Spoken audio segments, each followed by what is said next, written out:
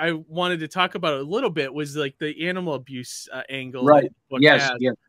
So I want to just comment on that really quick, because I know that one of the like most effective and poignant movie tropes is harm against an animal. Like when you're watching a movie, like, oh no, the dog dies, and like, and immediately the audience goes, oh no, the horse dies. Oh, he had to put down the horse.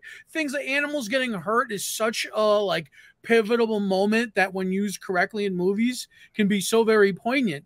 And your issue 1 opens with one of those moments. It's just like, and it hooked me right away. And I was like, oh my God, there's like, this is happening. No, we got to put a stop to it.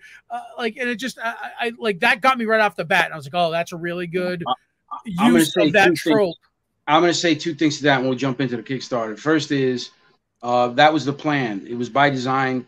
I don't like to waste time. You know, I write like I fight. It's a very get right in. Yeah.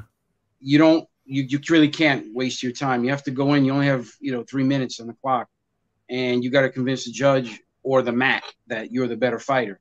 But the guy's going to be on his back, or the judge is going to say, all right, this guy won the round.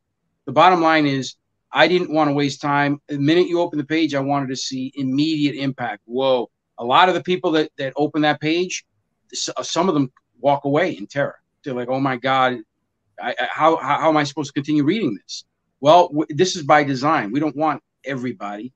I mean, we do want everybody, but we want very hardcore people who truly want to make change and to want to address the actual issue and not just sugarcoat.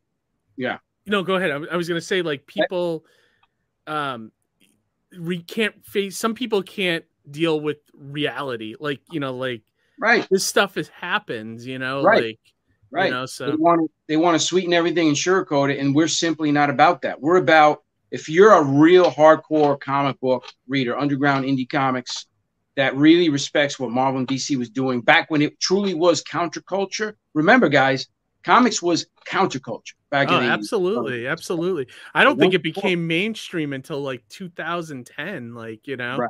Well, corporations moved in a bit earlier, but yes, comics were counterculture, and this is the type of thing they were doing. They were taking your hand from your side and causing you to scratch your head in disbelief, like, whoa, this is, and you thought about things. Yeah. And, we just don't see that today. So that was by design. The second thing I'll say is my best friend, knowing that I was working on this project, he and I went to the beach a couple of years back when I was working on the series. I was writing the series.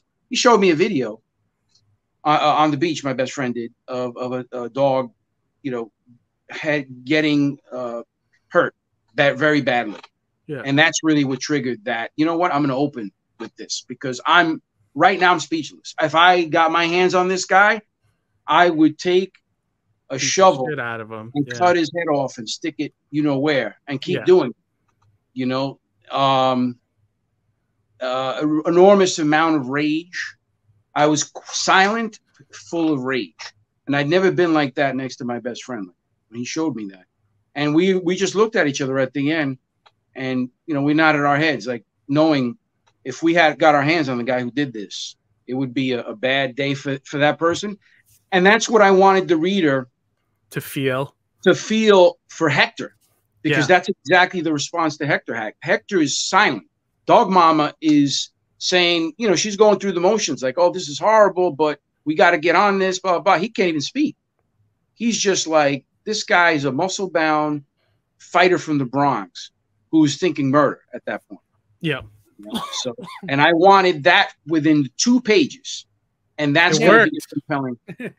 Those 2 pages are going to be, they're going to cause the reader to want to read the whole damn book, the whole series, all 8 issues, Yeah, so. I love that. And also, like, you're also not only like, is it about that, but aren't you also dedicating some of the funds that you received to charities? A lot of people, they're like, well, how are you guys making money on this? What's the gimmick? Yeah. Like, what's the magic bullet there? Yeah. So how it is, we actually are a for-profit company, but we work strictly with nonprofits. So what we do is we have a board that vets the charities that we work with that basically the only way you can work with us is you have to have a program to operations ratio of over 85%. People don't realize, you know, when you give money to PETA or the SPCA, these are very operations heavy organizations. Okay. The CEOs make millions of dollars. Well, we don't accept that. We have criteria that needs to be met by these charities. The CEO can only make up to a certain amount. The operations can only be a certain amount. If and when those caveats are met, those requirements are met, then we will take you on as a full sponsor on the book, and we will give you free advertising. We give you a platform to thousands of people on a regular basis, because remember, you know this, every weekend we're in a different city. Actually, this weekend coming up, I'll be in Miami, SuperCon. Nice. And nice. Casey, our other salesperson, is going to be at Denver, Fan Expo Denver. Yeah, Fan Expo Denver. Oh, awesome. So you got like a team helping you here too. That's great. Yeah, all of us are animal rights people. Casey's actually involved in animal rescue and training. So, you know, all of us are either animal lovers or work directly in animal care, animal rescue, that's awesome. Animal welfare.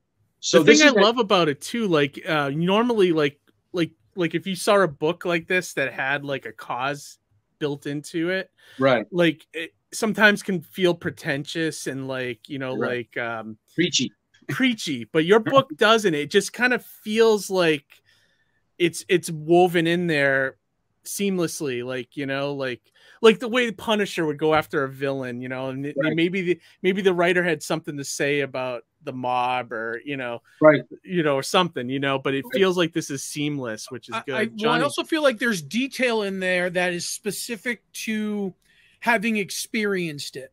And what I mean by that is, like, even what you said about a gym smelling a certain way. I think you had a sentence in there saying about this gym smells like this, this, and this. So, I mean, like, that's something so descriptive that you would have to experience that to describe it, to even put it in those type of words. I am well served and helped for the fact that I was a fighter at a very high level.